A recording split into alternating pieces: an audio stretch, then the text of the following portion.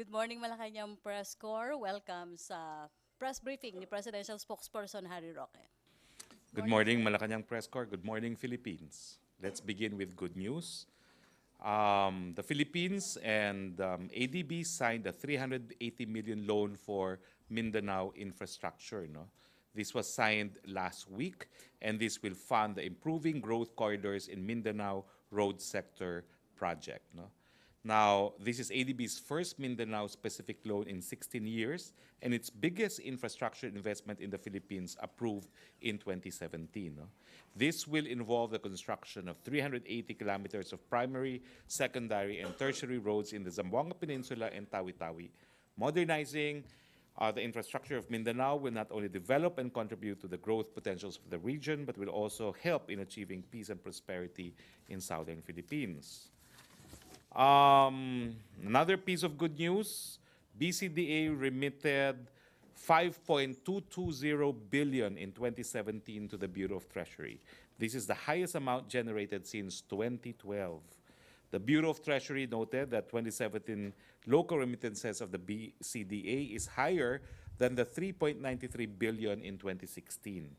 As part of its mandate, the BCDA will allocate 4.839 billion disposed assets to the Armed Forces of the Philippines Modernization Program and other beneficiary agencies. In addition, BCDA has also raised a total of 36.6 billion for the purchase of military equipment and maintenance of military facilities. No?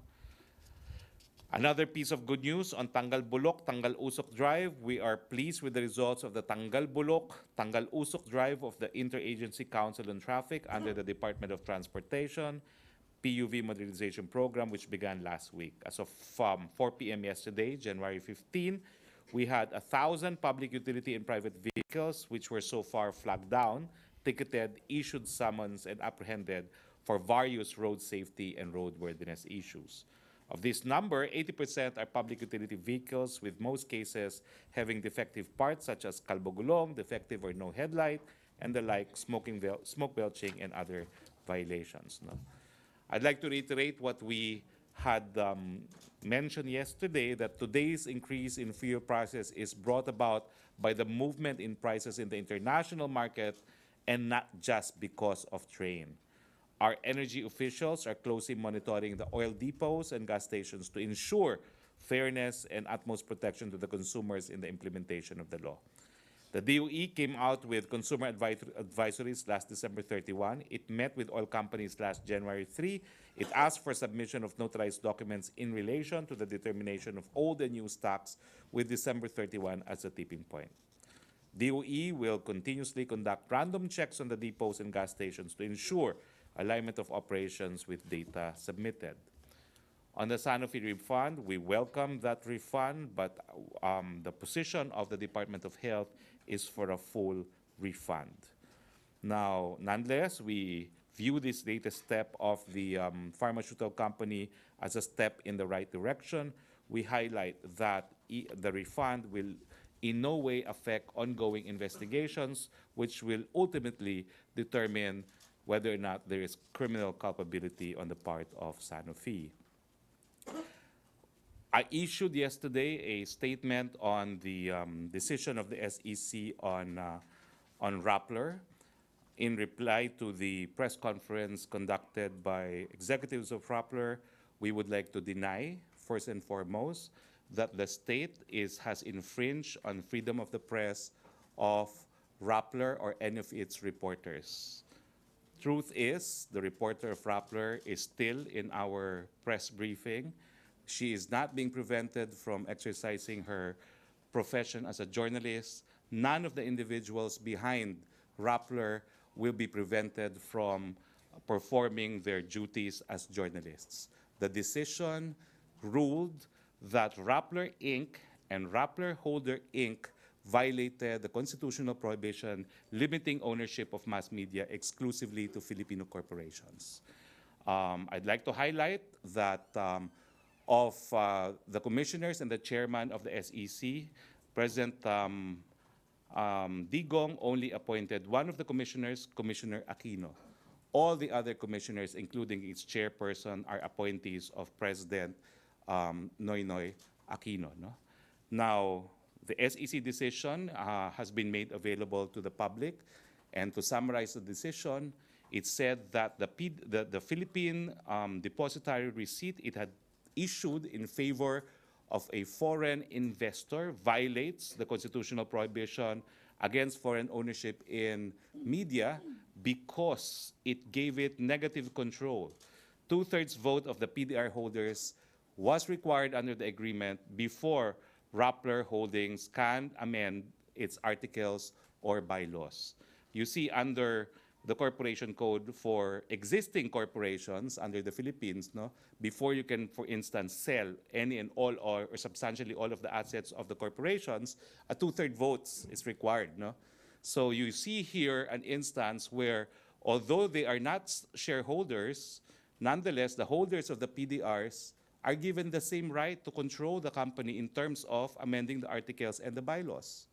There is no affront to freedom of the press because there is no censorship. There is no facial censorship. Since there is no facial censorship, then there is no presumption of unconstitutionality. On the contrary, because this upholds the constitutional provision on limiting ownership of mass media to Filipinos, it enjoys the overwhelming presumption of constitutionality, plus the fact that it was rendered by the body with legal jurisdiction to decide in these matters, it enjoys the overwhelming presumption of validity. Questions? Laila Salaveria?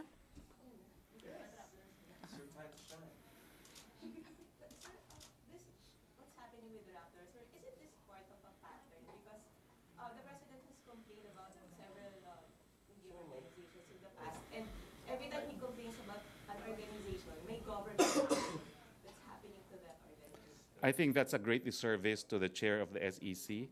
In the legal profession, if you respect Maria Ressa in the journalism profession, Chair Herbosa enjoys the same kind of respect amongst lawyers. That's really something that lawyers will find difficult to accept, that Chair Herbosa is a person who can be influenced to making a decision that is contrary to law. Chair Herbosa simply is not capable of that. But sir, this move was prompted by a letter from the Office of the Solicitor General. Well, according to the decision itself, they were looking into the matter already before the Solicitor General requested the Commission to look into this matter. Moreover, this was in the overall context of the SEC coming up with rulings interpreting our rules on ownership. If you will remember, PLDT had the same kind of controversy on its preferred rights. So it just so happened that at the time this decision was rendered by the SEC, there were all those similar issues that the SEC decided upon, which has since been ruled upon also by the Supreme Court. But sir, the president also earlier threatened the franchise of a TV station after he complained about its coverage. So you don't think it has any effect on the press freedom, the environment that the media operates in? That's what I'm saying. It was unfair of Maria Ressa to say that they're victims of an attack on press freedom because they're not. She defies this Philippine depositary receipt. No one told her to structure in this manner. She probably had more faith in her lawyers than she should have, but no one is exempt from complying with the Constitution and the laws of the land, particularly where you're talking of a media outfit in the exercise of a public trust, criticizing government officials for violating the Constitution and the laws of the land. I would hope that they would be first and foremost compliant with all constitutional and legal requirements themselves. Last na, but if you put it in the context of the president complaining about certain media agencies and threatening them, you don't think this is... If the president wanted to do that, he could have just sent armed forces to their offices and padlocked them, which has been done by other regimes. The president has never done that. The president has never done So that. is that the only way to shutter a media agency? Or All I'm most of saying is, them? in this instance, the president had nothing to do with it.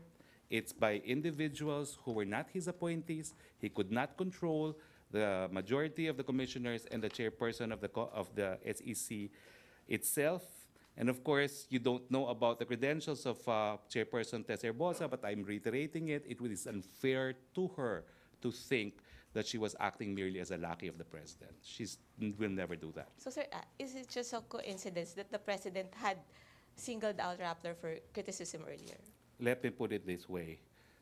No one is exempt from complying with the Constitution and the laws of the land. Even Rappler, even the media must comply with it. Okay, Pia? So, sir, the president's speech and the president mentioning Rappler in the sauna had nothing, it had no effect whatsoever on this case. No, because this was a legal decision based on existing jurisprudence and based on interpretation of the Constitution made by an independent body that that the president does not control. Sir, how about the speed in which this case progressed? It was resolved in 5 months when usually it takes a year. They skipped certain processes.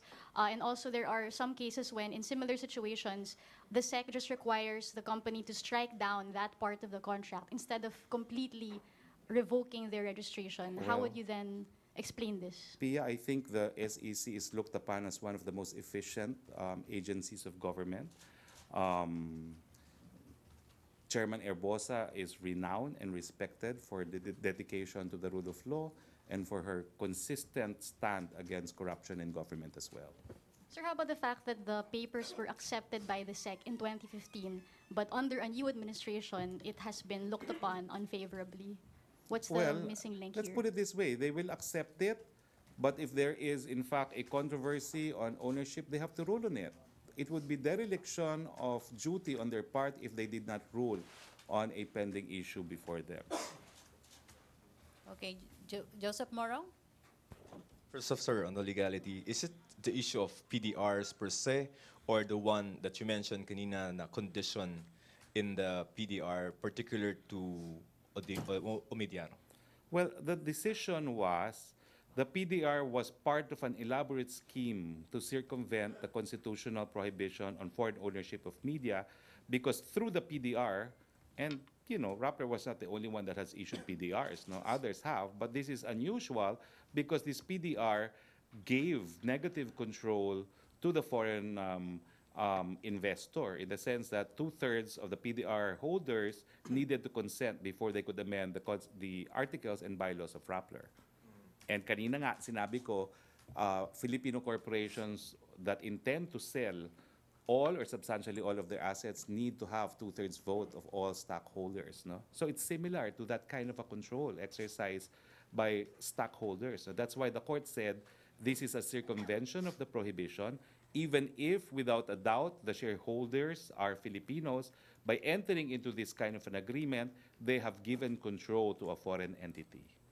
Okay, follow up? And that is relevant because vis-a-vis the 100% media ownership provision in the Constitution. Because the intent behind that is so that no foreigner can control any media business in the Philippines. Do you think that the SEC was a little more liberal, no pun intended, in the interpretation of what control is? No, this is according to an established jurisprudence. No, I have the name of the jurisprudence. I was going to give you copies of this jurisprudence. No, but let me see. But there is Tobacco ba established yan? jurisprudence Ay, di, here media ba already, and it is the case of Gamboa. Versus? This is the case of Gamboa, no? Well, it's Gamboa ruling, no? Anong year, sir? I don't have the exact Later na lang. citation, yes. How does the president or the palace describe Rappler's reporting on the administration? What I can say is that the president found it unfair for Maria Ressa to claim violation of freedom of the press when, according to him, Rappler has been very active criticizing individuals for violating the Constitution and the laws of the lands, and it turns out it is by itself violating the Constitution. In law, we have a saying, one should come to court with clean hands. Because the media industry is a public trust, one should exercise, I guess, privileges out of this public trust also with clean hands. Before you criticize others, look into the mirror.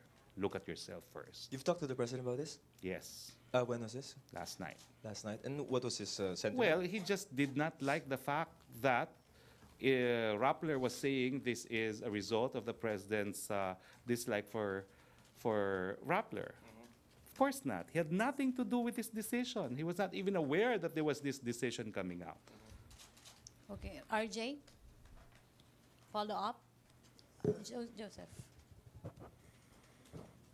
Sir, still on Raptor, is it possible that this will create a domino effect where other media companies would be dragged into the same investigation due to PDR issuances? Well, I can confidently say that other online news agencies like Vera Files, Minda News, don't have PDRs.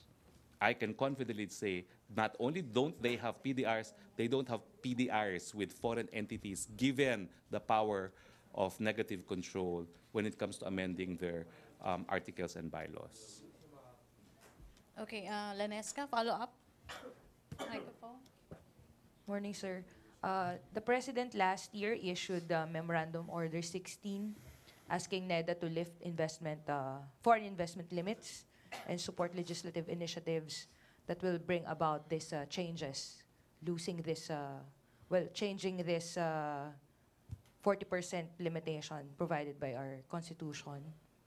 This is to raise the level of our competitiveness and to foster economic growth, according to the President. And yet, the chief government lawyer, Solicitor General Calida, is prosecuting a media entity for supposed violation of the 40%. So, is there I see a disconnect there, and how can the Solicitor General prosecute Rappler or any other media entity for that matter for alleged violation of the 40% when he has issued a memorandum for liberalization of that 40%? What is the President's stand really? Let me start by saying, with all due respect, that your questions are misleading. Number one, the Solicitor General has not said he will prosecute anyone yet. It is the SEC that submitted its decision to the DOJ for its consideration.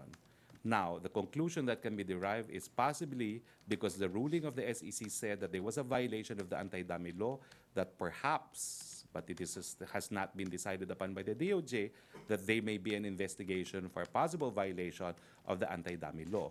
Second, please don't talk about a negative list, because a negative list does not include media ownership. The 60-40 rule is not applicable here because media entities are supposed to be 100% owned by Filipinos or Filipino corporations. Sir, follow up. Yeah, sir, I mean, what is the President's stand? Is he for lifting that 40% for public utilities or otherwise? Again, that's misleading because the President has not made any stand on media companies being required by the Constitution to be owned by 100% Filipinos.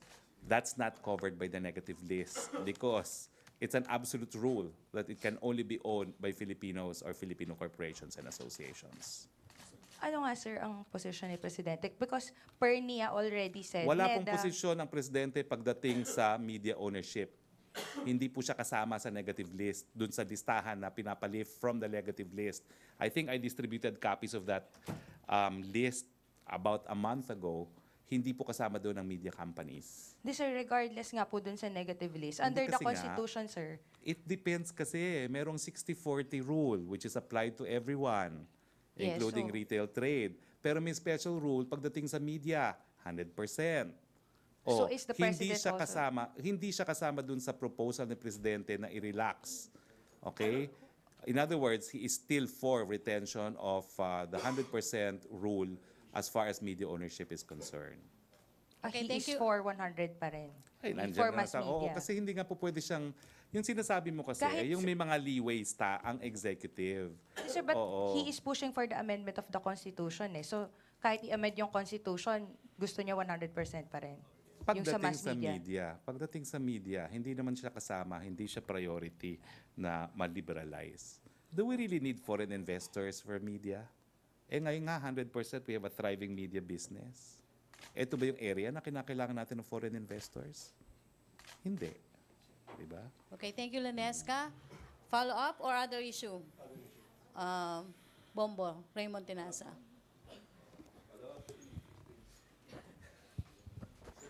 Sir, yung sa issue naman ng mga passports, kasi libo-libo yung backlog and ang pinaka tinatamaan dito yung mga kaawa-awang mga overseas Filipino workers na they are traveling from the provinces going to the Metro Manila para mag-apply. And yet, pila-pila at minsan mag-apply sila ngayon and after 3 months pa sila makakuha ng schedule sa DFA. Sir, can we do something to fast track at maayos itong libo-libong backlog ng mga passports application?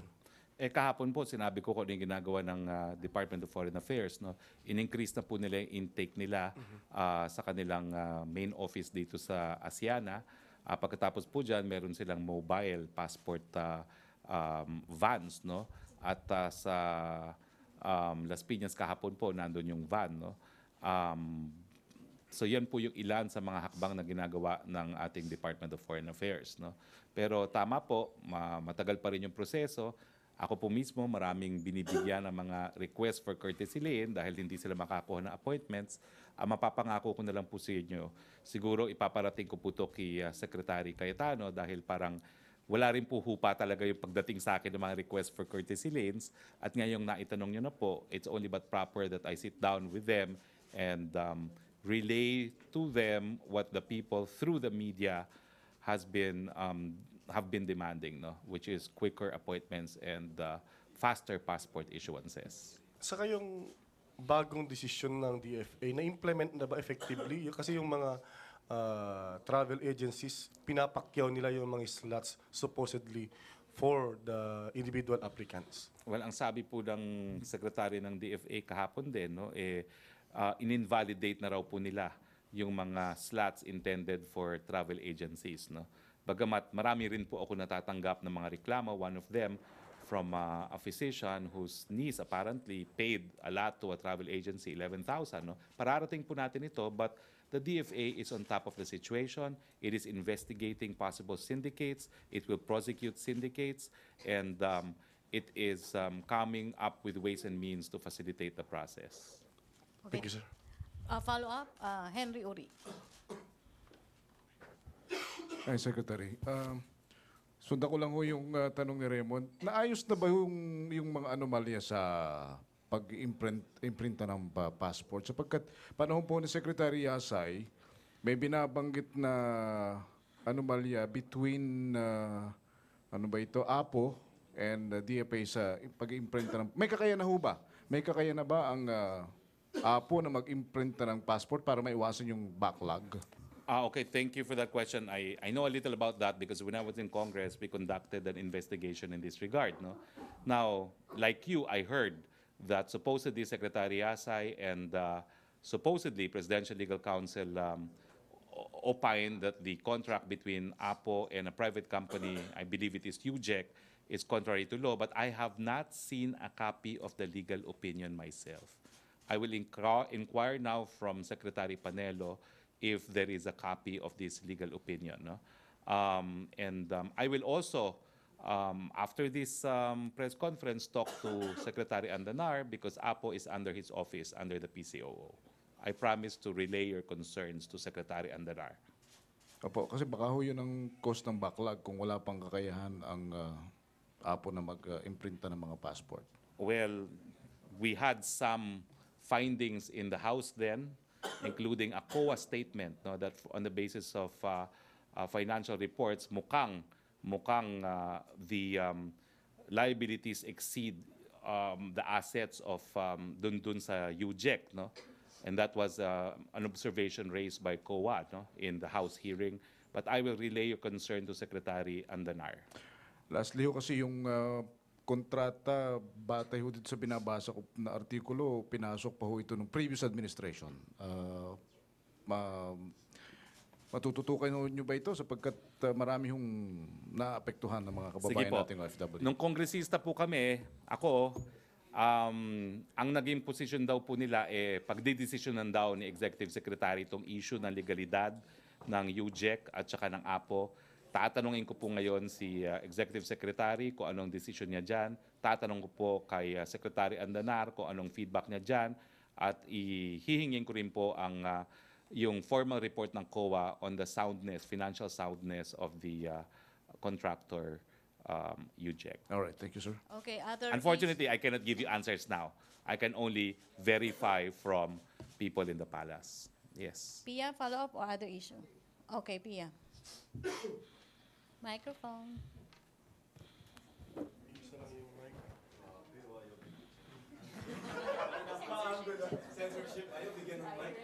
Um,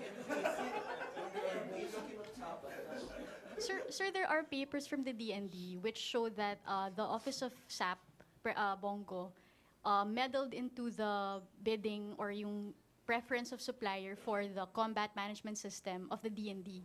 So apparently, based on the documents, his office expressed preference for a South Korean supplier, and the DND or the Navy wanted another supplier. So parang may debate on which, and parang that's what led to the firing of the Navy chief.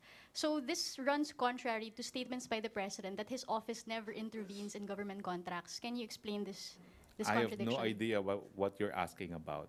I will have to inquire. I will inquire from SAP if it is true that he intervened. I will inquire from DND if it is true that there is such a bidding, and I will get back to you. I will revert to you after I have talked to them. Sir, I have no idea. But just to clarify, such contracts do in fact reach the office of the President, because he always says it never reaches his desk. I do not know what specific contract you're talking about. You can imagine that there are hundreds, if not thousands, of contracts, no? Sir, So this I is do the not one know. You dealing have to with- specify which contract it is, Yes. so that I can make the proper inquiry. Sir, this is the preference for Hanwha Thales, THALES, to provide critical combat management system for 2 warships that were being built by the winning bidder, Hyundai Heavy Industries. I will inquire. Yes. Okay. Aye. I will not. I will inquire because I do not know. Okay. Follow-up or other issue? Rose Novenario.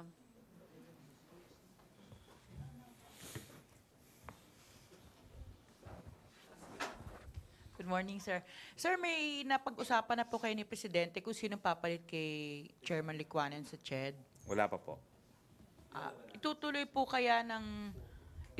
kaya yung pag-iimbestiga sa umano'y alingas-ngas dun sa CHED ayon dun sa proposal ni Congressman Nograles? Susuportahan ho ito ng palasyo? Meron na pong komisyon na yung chairman at commissioners ng Presidential Anti-Graft Commission, siguro po sila na mag-iimbestiga nito. Thank you. Okay, Philip Tobesa.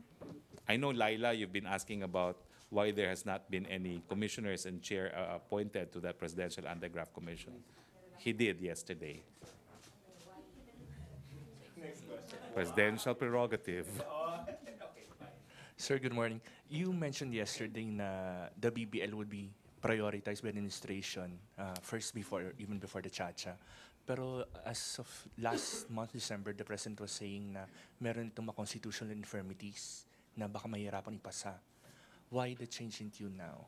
No, there's no change in tune. You need to pass a BBL that's consistent with the Philippine Constitution. Simply put. Are we saying na na-address na po yung mga constitutional? Well, whatever has to be passed must comply with the Constitution for it to withstand judicial scrutiny. As we all know, the very first attempt, the MOA AD, was struck down as being unconstitutional. And if it will be given priority over charter change, we better make sure it's compliant with the 87 Constitution. Hindi kaya, sir, dahil charter change is creating a strain in the relationship between the administration and the Senate? That's speculative. I'm not going to speculate on that one because the Senate is also considered as an ally by this administration. Okay. Thank you, sir. Okay, Laila. Good afternoon. Sir, according to the schedule provided us, the President was supposed to meet with Helen Lim in Davao on Friday. Is this the Helen Lim that's also the owner of NCC Mall? And if it is, may we know what was the agenda of their meeting? When was the meeting? Friday. And why was the President meeting with the owner of the mall while an investigation is ongoing? I do not know if he in fact met. No, I was here in Manila. I tried to be in Davao as often as I could, but I was not there. I was there for the interview. I did not see Helen Lim in Panacan. Maybe I do not know if it happened because I was there before the President arrived. Now I can probably say I did not see Helen Tan in the vicinity of Panacan on Friday. Helen Lim. I did not see her in Panacan. I was physically in Panacan last Friday. Was it canceled, sir? Because it was on the schedule provided to us. I do not know, but I can confirm that I arrived very early in Panacan. I arrived at around 2:30, and I had to wait before Carol Arguelles arrived. Okay, thank you. Okay, Ace Romero. Secretary, was the comfort woman issue discussed during the President's meeting with the Japanese ambassador? I think I have answered that before. I'm invoking privilege because not everything is subject to freedom of information, but I advise you to wait for the Minden News article because the President spoke. About the comfort woman issue? Unfortunately, it's an exclusive interview, and I gave my word to the journalist that it will not be divulged ahead of her article on it. I'm sure one installment will be on this. Okay, thank you. Joseph Morong. I'm checking the news just in case she posted. Oh nga, please check. But first, sir, PDRs are not bad per se, right? Because some are using it for, Yes, as investment tools. yes, especially for capital-intensive undertakings. Can we get a clear soundbite? Because someone's saying that, it might have an effect on the investments. PDRs are an acknowledged instrument by which corporations raise funds for their capital requirements. However, the PDR issued by Rappler stands out because it gave it the power to control the company in terms of a 2/3 vote being necessary on the part of the PDR holders in case there are amendments to the company's articles of incorporation or bylaws. Sir, what is the policy of the, ano ba to? Anong position ni Presidente on critical reporting? He has said it in our Christmas party. It's your perception, my perception. For as long as we do our job, it's for the public to conclude for themselves. Okay, thanks. Questions, MPC? Okay, Rose Navinario. Sir, umuusad na po yung tanggal usok, tanggal bulok sa PUV modernization. Kailan naman po magkakaroon ng modernization po sa MRT, LRT? Dahil araw-araw na lang yung perwisyong nararamdaman ng mga pasahero. Well, ang sabi po ni Secretary Tugade, pagkatapos daw ng Semana Santa, matatapos na ang ating litanya at magkakaroon na tayo ng substantial improvement po dyan. Aasahan po ito ng publiko? Yan po sabi ni Secretary Tugade, and I have no doubts that he will fulfill his words. Okay, thank you po. Okay, thank you, Malacañang Press Corps. Thank you, Presidential Spokesperson Harry Roque. Thank you. Good day. Okay. Back to our main studio sa Radyo Pilipinas and People's Television.